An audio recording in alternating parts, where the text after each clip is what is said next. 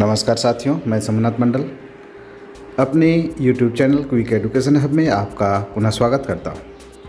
आज आपको JSTPD advance course 2 का जो पहला गतिविधि है 3D एवं 2D आकृतियां, उस गतिविधि को मैं कराने का प्रयास कर रहा हूं। तो यदि आप मेरे चैनल पर नए हैं तो चैनल को सब्सक्राइब करें एवं बगल के बेल आइकन को क्लिक करें, जिससे मेरे हर नए वीडियो का नोटिफिकेशन आपके मोबाइल पर तुरंत आ सके। आप मेरे इस वीडियो को YouTube के अलावे फेसबुक, ट्विटर एवं मेरे ब्लॉगर पेज पर भी देख सकते हैं। यदि इन गतिविधि का PDF भी आपको डाउनलोड करना हो तो मेरे डिस्क्रिप्शन में जाकर के इन गतिविधि का PDF भी आप डाउनलोड कर सकते हैं। तो चलें, आज के इस गतिविधि 3D एवं 2D आकृतियों पर जो आधारित है उस वीडियो को पॉज न करें और वीडियो को पूरा देखें। तो चलें वीडियो में। JHTPD एडवांस कोर्स के दूसरे भाग का ये पहला गतिविधि है, जिसमें 3D एवं 2D आकृतियों का आकलन है। तो चलें आज के इस गतिविधि की ओर, जिसमें पहला प्रश्न है, रानी ने अपनी अभी कक्षा में दाखिला लिया है। वह केवल समभुज त्रिभुज को देखकर ही उसे त्रिभुज बताती है, बाकी त्रिभुज उसकी नज़र में त्रिभुज नहीं है। आपको क्या लगता है कि उसके शिक्षिका को इस समझ को आगे बढ़ाने के लिए क्या करना चाहिए? आप एक ही विकल्प चुन सकते हैं। इसमें विकल्प है, रानी को अलग अलग त्रिभुजों की उनके नाम के साथ पहचान करानी चाहिए। दूसरा ऑप्शन है, रानी को बताना चाहिए कि जिस आकृति की 3 भुजाएं और 3 कोण होती है उसे त्रिभुज बोलते हैं।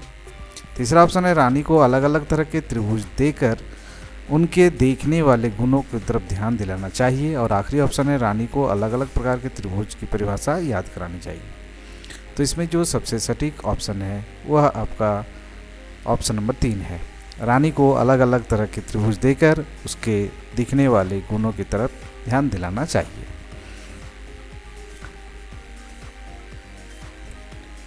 इसे सबमिट करें और अगले प्रश्न की ओर बढ़ें। अगला प्रश्न है, नीचे दिए गए विकल्पों में से चुनकर बताइए कि कक्षा में आकृतियों की समझ का विकास करने के लिए बच्चे के पास कौन से कौशल होने चाहिए। आप एक से अधिक विकल्प चुन सकते हैं। आकृतियों के बीच अंतर देख पाना, आकृतियों के बीच समानताएं देख पाना, एक जैसी आकृतियों का मिलान कर पाना और एक जैसे आकृतियों का समूह बना पाना। तो इसमें सारे ऑप्शन जो है सही है। इसे क्लिक करें और सबमिट बटन दबाकर अगले प्रश्न की ओर बढ़ें। प्रश्न संख्या 3 में कक्षा 1 के एक शिक्षक ने बच्चों को आकृतियां छांटकर उनके समूह बनाने के लिए 2 आधार दिए, गोल और लाल। लेकिन ज़्यादातर बच्चे किसी एक ही आधार को ध्यान में रखकर समूह बना पाए। क्या आप बता सकते हैं कि बच्चे दोनों आधारों को ध्यान में रखकर समूह क्यों नहीं बना पाए? इसका कारण सबसे सटीक विकल्प चुनकर बताइए। आप इनमें से एक ही विकल्प को चुन सकते हैं। इसमें 3 विकल्प हैं। बच्चों के लिए एक समय में एक से ज़्यादा गुण में ध्यान में रखकर समूह बनाना मुश्किल होता है। कक्षा 1 के बच्चों को समूह बनाने जैसा जटिल कार्य नहीं कर सकते हैं। और तीसरा ऑप्शन है, बच्चों को समूह का आधार खुद को चुनने की आज़ादी न देना इस तरह की परेशानियों को बढ़ावा देता है। तो इसमें जो सबसे सटीक ऑप्शन है वो है आपका पहला ऑप्शन। बच्चों के लिए एक समय में एक से ज़्यादा गुण में ध्यान रखकर समूह बनाना मुश्किल होता है। बढ़ते हैं अगले प्रश्न की ओर।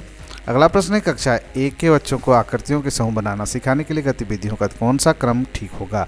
सही क्रम चुनिए। इसमें 3 ऑप्शन है। समूह बनाने के आधार पर चुनने के लिए बच्चों को प्रोत्साहित करना, आकृतियों की विशेषताओं के आधार पर आकृतियों के समूह को और छोटे उपसमूह में बांटने के बोलना, बच्चों को समूह बनाने के आधार पर पहले से बताना। और इन 4 विकल्पों में आप एक ही विकल्प को चुन सकते हैं। तो जो हमारे प्रश्न का क्रम है वह जो सबसे सटीक ऑप्शन होगा वह होगा आपका 3, 2, 3, 1 और 2। यानी पहले बच्चों को समूह बनाने के आधार को पहले से बताना, उसके बाद समूह बनाने के आधार को चुनने के लिए बच्चों को प्रोत्साहित करना, और आखिरी में दूसरा ऑप्शन जो आकृतियों की विशेषताओं के आधार पर आकृतियों के समूह को और छोटे उपसमूह में बांटने के लिए बोलना। अब आते हैं सबमिट बटन दबाकर अगले प्रश्न की ओर।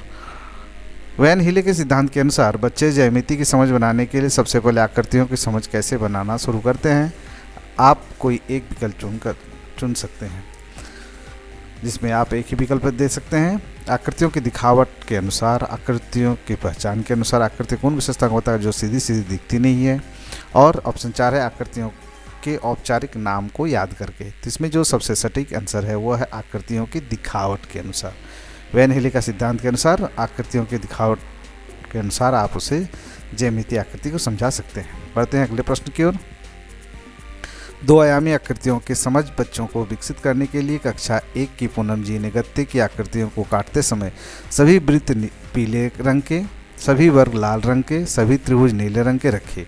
क्या इस तरह के विशेष रंग को ध्यान में रखते हुए आकृतियों की समझ को विकसित करना बच्चों के लिए फायदेमंद होगा या पूनम जी को किसी चुनौती का सामना करना पड़ सकता है? आप एक से ज़्यादा विकल्प चुनकर अपना उत्तर दे सकते हैं। इसमें ऑप्शन है बच्चे को फ़ायदा होगा क्योंकि बच्चे एक समय पर आकृति और रंग दोनों गुणों को ध्यान दे पाएंगे। दूसरा ऑप्शन है बच्चों को फ़ायदा होगा क्योंकि विशेष रंग की आकृति की वजह से बच्चे ज़्यादा ध्यान केंद्रित कर पाएंगे। तीसरा ऑप्शन है चुनौती हो सकती है क्योंकि बच्चे शायद आकृति पर ध्यान न देकर केवल रंगों पर ध्यान दे सकते हैं। और आखिरी ऑप्शन चुनौती हो सकती है क्योंकि बच्चे किसी विशेष आकृति को किसी विशेष रंग से जोड़ सकते हैं।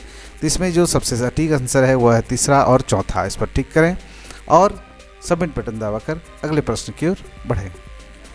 अगला प्रश्न है आप बच्चों को लुढ़कने और खिसकने की समझ बनाने के लिए नीचे दी गई गतिविधियाँ किस क्रम में कराएंगे जिससे बच्चों की इस अवधारणा को बेहतर समझ बनाने में मदद मिले? कोई एक विकल्प को चुनिए। इसमें 3 विकल्प हैं। उन चीज़ों के चित्रों पर गोला लगाना जो या तो केवल लुढ़क सकती है या खिसक सकती है, आसपास की चीज़ों को लुढ़काकर या खिसकाकर देखने के बच्चों को प्रोत्साहित करना, और आखिरी में उन चीज़ों के नामों को सूची बनाना जो लुढ़क सकती है और खिसक सकती है। तो आपके पास जो क्रम है उसका विकल्प जो सबसे सटीक विकल्प होगा वह है 2, 1 और 3। यानी पहले दूसरा ऑप्शन होगा, फिर पहला, फिर तीसरा। सबमिट बटन पर क्लिक करें और अगला प्रश्न की ओर बढ़ें। अगला प्रश्न है लुढ़कना और खिसकना की समझ बच्चों में क्यों बनानी चाहिए? अपना जवाब एक से ज़्यादा विकल्प चुनकर दें। आप इन ऑप्शनों में एक से अधिक विकल्प को चुन सकते हैं क्योंकि पाठ्यपुस्तक में इस अवधारणा को पढ़ाने की सलाह दी गई है, क्योंकि यह आकृतियों के काफ़ी आसान गुण है, क्योंकि यह आकृतियों के वो गुण हैं जो सीधे सीधे दिखते नहीं हैं, और क्योंकि यह गुण आकृतियों के बाकी गुणों को समझ बनाने में मदद करती है। तो इसके जो सबसे सटीक आंसर है वह है तीसरा और चौथा। इस पर क्लिक करें और सबमिट बटन दबाकर अगले प्रश्न की ओर बढ़ें। अगला प्रश्न है कक्षा 2 में 3 आयामी और 2 आयामी आकृतियों के आपसे रिश्ते का अवकलन कराने के लिए आप इन गतिविधियों में से कौन सी गतिविधियां करा सकते हैं? आप एक से ज़्यादा विकल्प चुन सकते हैं। 3 आयामी आकृतियों के रंगों की मदद से कॉपी में छापना, 3 आयामी आकृतियों को कॉपी पेंसिल की मदद से ट्रेस करना, किसी ठोस चीज़ों के कपड़े में पीछे छिपाकर टॉर्च की मदद से उस चीज़ को परछाई बच्चों को दिखाना, और आखिरी ऑप्शन है किसी ठोस चीज़ की छाप देखकर उन चीज़ों का अंदाज़ा लगाने के लिए कहना। तो इसमें जो ऑप्शन सारे सही हैं, इस पर क्लिक करें और सबमिट बटन दबाकर अगले प्रश्न की ओर बढ़ें। अगला प्रश्न है कक्षा 2 के शिक्षक राकेश जी ने एक खेल खिलाया जिसमें बच्चे को अपने आसपास के चीज़ों को इकट्ठा करके एक ऊंची मीनार बनानी थी। मीनार बना लेने के बाद राकेश जी ने बच्चों से चर्चा की कि कोई समूह ज़्यादा लंबी मीनार क्यों बना पाया। क्या आप बता सकते हैं कि इस गतिविधि कराने मुख्य उद्देश्य क्या था? एक से ज़्यादा विकल्प आप चुन सकते हैं। बच्चे को ऊंची शब्द के समझ को विकसित करना, बच्चे को चपटे शब्द की समझ विकसित करना, बच्चों के आसपास चीज़ों को साथ खेलने के कौशल का विकास करना, और आखिरी ऑप्शन है बच्चों में मीनार शब्द की समझ को विकसित करना।